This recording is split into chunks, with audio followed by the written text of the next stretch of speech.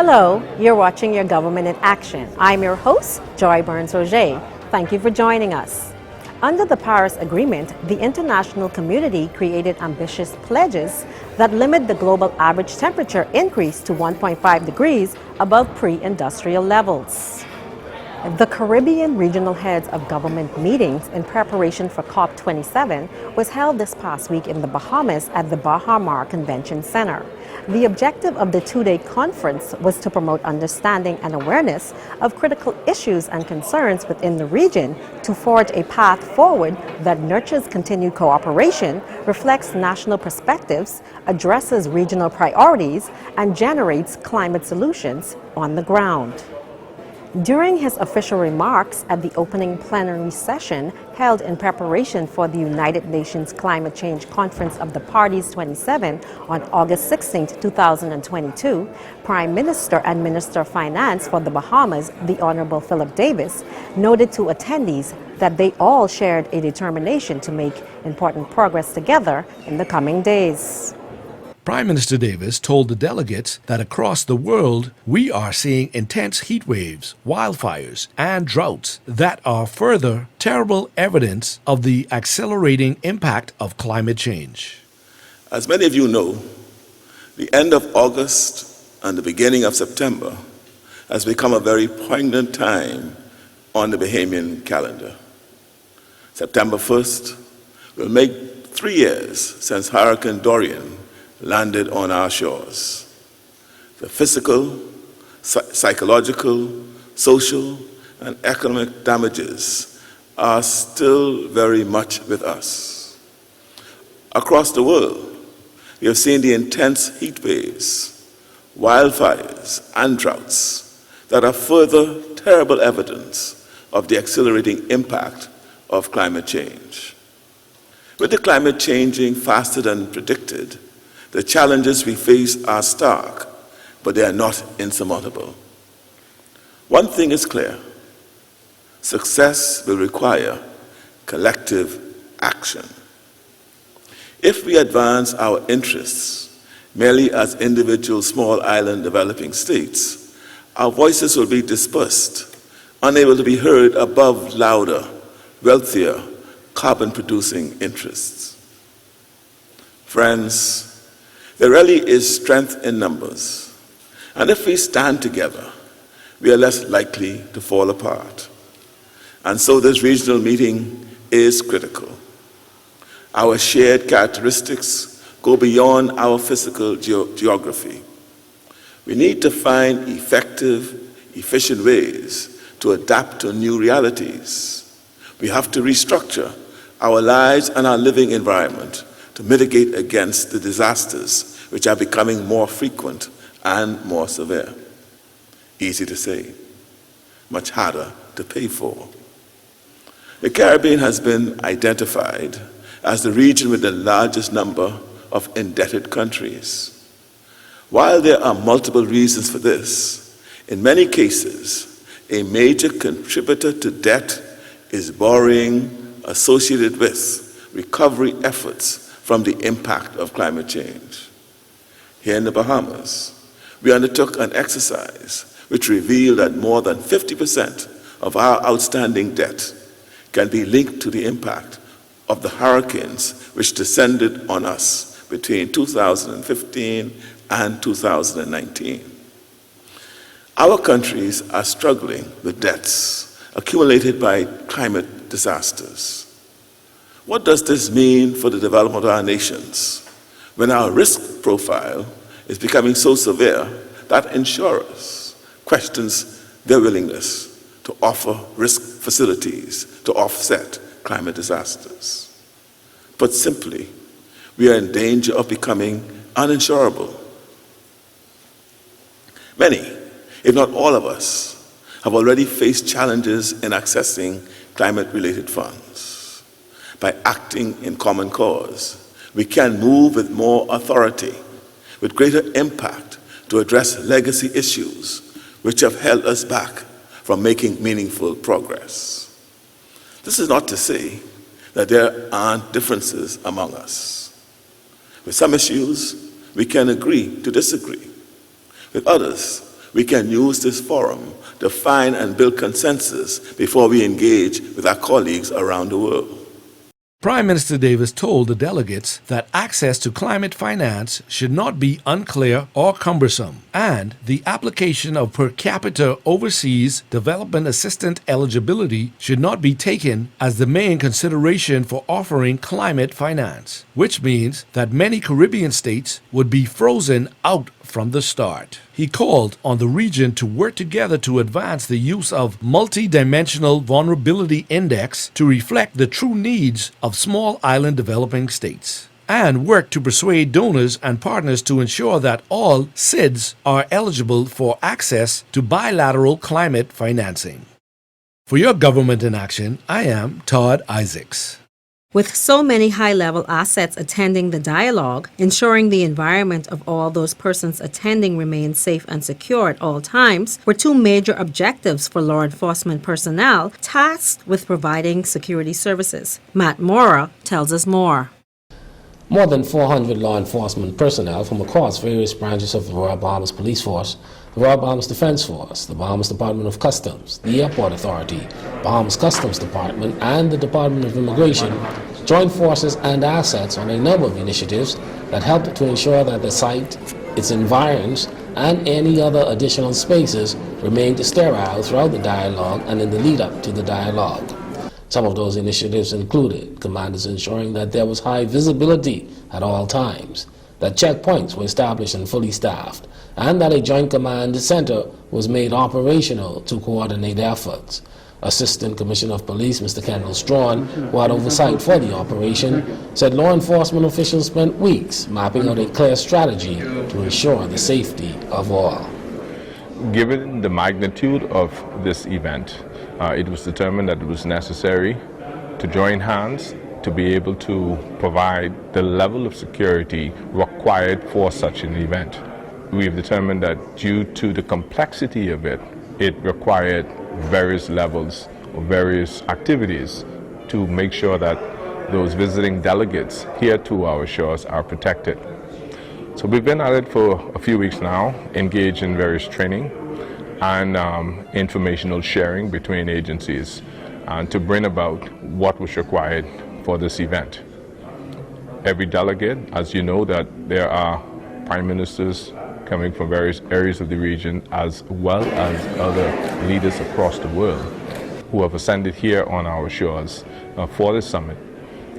It was necessary, one, to understand what risks might be involved, and two, given the information we have, to be able to provide that level of security. And we did as best as we can to keep this area sterile with very little disruption to the functions and the activities surrounding this resort. And thanks to the cooperation also with the resort, we were able to come together and package the arena to support this particular event. Thus far, we haven't had no reports of any challenges whatsoever, and we are grateful for that. The weather has been fine. The officers have been attended to their duties and assignments. And certainly the coordinators who have tasked us with the responsibilities for security have not given us any information that would cause us any level of consternation or concerns. We understood that this convention was considered one that had to be COVID-free. So working along with health officials, rapid antigen tests were performed prior to for every person assigned to duty at this venue. So understanding that that had to happen prior to, ID badges were prepared by the Bahamas Information Services. Once we were certain that the individuals whose names were presented were the persons affixed thereto, those badges were prepared and issued accordingly. Commander Derek Ferguson, headquarters, Royal Bahamas Defense Force, said their role was to provide military aid to civilian authority among its other mandates. So in this capacity, the Royal Bahamas Defense Force is partnered with the Royal Bahamas Police Force to provide security from the land aspects, the maritime aspects, and the air aspects to provide for a safe and secure environment. We have elements from the maritime environment that has provided maritime security in the waters in the surrounding areas around Bahama and breezes. We have persons who are engaged with drone operations, who are ensuring that we provide drone coverage of the air and the entire surroundings around this area where we are hosting the conference. Also, we have persons from the tactical environment who is partnered with the police, whereby they are strategically located in and around this area to provide for a safe and secure environment. Both men had high praise for the men and women from across agencies for their effort and diligence. That on behalf of the Commander Defense Force, Dr. Raymond King, that he wants to extend his most gracious thank you to all the Marines who were working tirelessly from 0600 in the morning, going to 0600 the following morning, to whereby they're ensuring that from the seaside, from the air side, from the land side, things are done inside a comprehensive environment, to whereby all those persons who are attending this conference inside the Bahamas are safe and remain secure. On behalf of the Commissioner, the Commander of the Defense Force, I'm a proud Bahamian, a proud law enforcement officer who has been tasked with the responsibility of leading the charge for security here. More of your government in action when we return.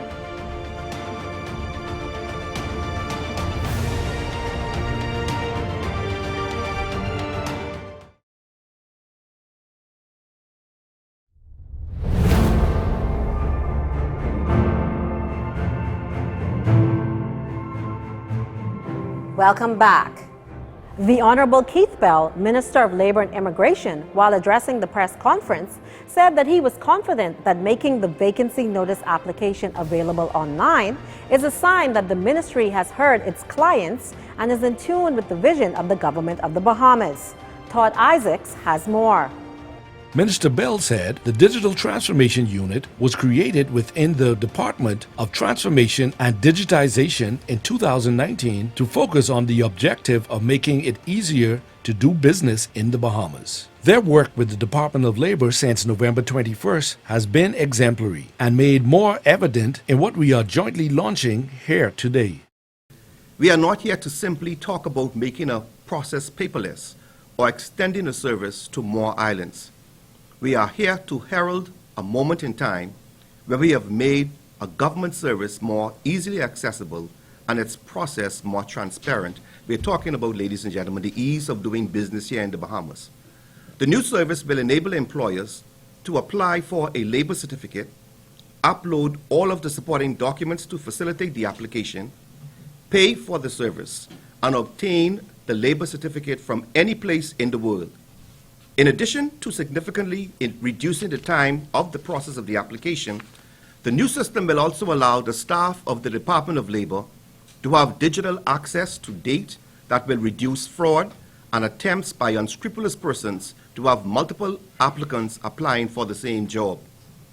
As this project was completed in conjunction with the staff of the Department of Immigration, the Director of Immigration, Katira Ferguson, is also able to authenticate each labor certificate that will accompany an application for a work permit.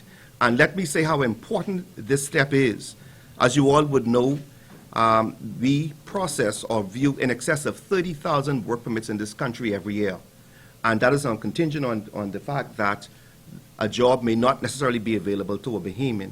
And so we rely heavily on the Department of Labor to ensure that they do their due diligence in respect to the issuance of labor certificates. The Digital Transformation Unit was created within the Department of Transformation and Digitization in 2019 to focus on the objective of making it easier to do business in the Bahamas. Their work with this department since November of 2021 has been exemplary and made more evident in what we are jointly launching here today. This new digital service signals our collective commitment to build a strong foundation for digital transformation in our nation. A great number of employers will reap benefits from taking advantage of this service online, as it saves time and resources, which are both major factors when running a business. Moving forward, we will continue to work with the Ministry of Economic Affairs and hopefully onboard more of our service offerings for the benefit of our clients near and far. The staff here are excited about this rollout and have been engaged and trained to work efficiently in this new system. We are in the midst of a digital revolution, and we are ready to work with our clients in new, more progressive ways. I remind the nation that the Department of Labor remains motivated to encourage the full utilization of Bahamian laborers wherever necessary, and only grants labor certificates when Bahamians are unavailable to fill a job. We live and breathe our theme, securing and safeguarding decent work for all Bahamians. The Parliamentary Secretary in the Ministry of Economic Affairs, Wade Watson, spoke at the press conference on behalf of the Minister of Economic Affairs, Senator the Honorable Michael Halkitis. We shared this launch with you, and we believe that many and others in the business community and other agencies within government would like to co-create with us as we perfect the systems we build and the services we offer on this digitization journey. Since the launch in February 2021, My Gateway now boasts of almost 85,000 registered users based here in the Bahamas and 66 other countries around the world. We have developed and launched 48 services online for 13 government agencies. Today, the Department of Labor is in that number. This particular portal has received and processed approximately 86,000 requests for various government services. There is no doubt that the digital transformation will play a key role in fostering the competitiveness of the Bahamas by reducing the cost of conducting business with the government and help to improve the ease of doing business within country. The government's digital transformation to strengthen competitiveness project has achieved numerous groundbreaking accomplishments, implementing a number of what we require or what we call firsts for the Bahamas.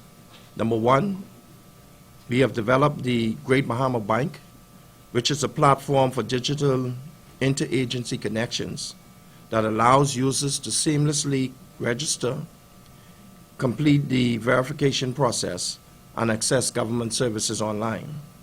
Two, created and launched My Gateway, the buzzword of today as part of the reason why we are here today celebrating with the Department of Labor. Three, we have formed the country's first cyber incidents response team to assess cyber vulnerabilities and threats. And four, created the first centralized collection center for the collection of all government documents. We have so much to celebrate as a government, and coming here today as two ministries in agreement with the Vision for Change, with the launch of this particular service, Bahamians everywhere should be proud of the government's digital transformation initiative, consistent with this administration's Blueprint for Change and Digital 700 revolution. We fully intend to operate a reliable, resilient, and secure system.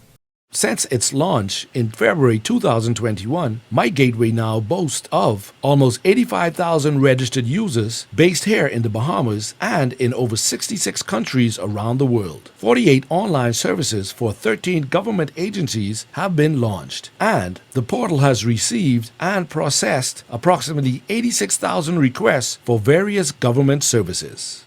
For your Government in Action, I am Todd Isaacs. Bahamas Information Services, in collaboration with the Bahamas Department of Meteorology and the National Emergency Management Agency, presents Met Talk with Mr. Jeffrey Simmons, Acting Director of the Bahamas Department of Meteorology. So now that we are in the middle of, we are at the peak of another hurricane season, let's talk about the effects of climate change on hurricanes. So what is climate change?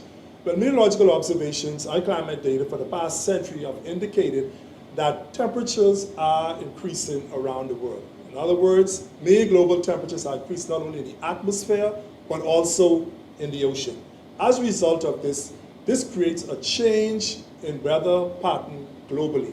For instance, we are seeing more extreme events, such as heavier flooding, longer periods of droughts. We are also seeing cold, hotter days, blizzards are more severe and they are getting colder. So the whole thing is going to be, we're talking about climate change, and this change around the world is actually creating a problem for everyone. Hurricanes, as we know, the major source of energy for hurricanes is heat. So, with more heat available in the atmosphere and also in the open waters, in the oceans, where the hurricanes mostly form, that is where the hurricanes are now getting more energy. So now they are becoming larger in size. They are now becoming more intense, and therefore they're creating more damage as they affect coastal areas. So as we see these hurricanes begin to affect small island states like the Bahamas, the Caribbean, even islands in the Pacific like the Maldives and the Fijis and all of those other islands, we are now more susceptible to these dangerous hurricanes. Storm surge are now moving inland, and with our longer, thinner islands like Long Island, Eleuthera, and Abaco, in some instances we are actually seeing surges going from one end of the island all the way over. So climate change makes more heat available, gives more energy to hurricanes. Hurricanes are now larger in size, and they are now more intense. So as we go into the peak of this season, as we go through the 2022 hurricane season, we're asking you to please be careful, listen to all alerts from the Bahamas Department of Meteorology and NEMA so that we can all be safe at the end of this hurricane season. This has been Met Talk on 5 with Jeffrey Simmons. While addressing the press conference after the closing ceremony of the regional meeting, August 17, 2022, Prime Minister Davis said that the Bahamas was pleased to have been able to host that first conference to ensure that the nations in the region had at least a chance to explore what their differences and issues were and how to best put forward a united front.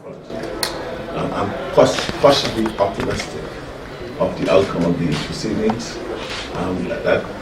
That caution is hoisted primarily because what we could expect or not expect at COP27. Our voices will be loud, our voices will be heard, and I'm certain that we come up with a consensus position as to what we would like to do. For example, the common theme that ran through the events the last 2 days is the fact that the greenhouses, green gases emissions have been going on for many, many years, not just now.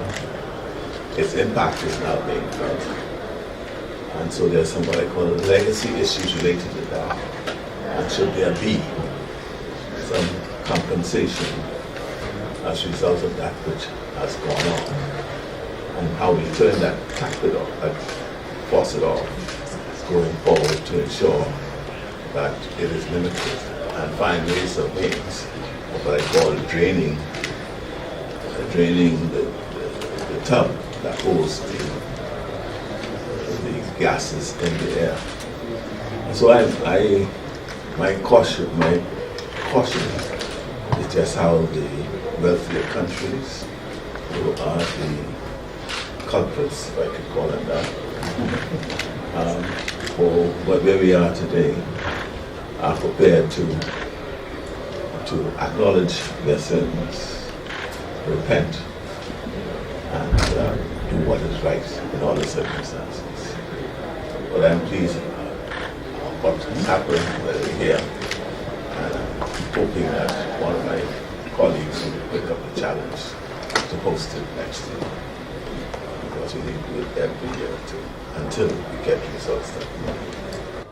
Caribbean leaders now head to COP27 in Egypt in November 2022, speaking with one voice in the fight against climate change. That is all for this week. Thank you for joining us. Tune in next week for another edition of Your Government in Action. I'm Joy Burns-Roger. Good evening.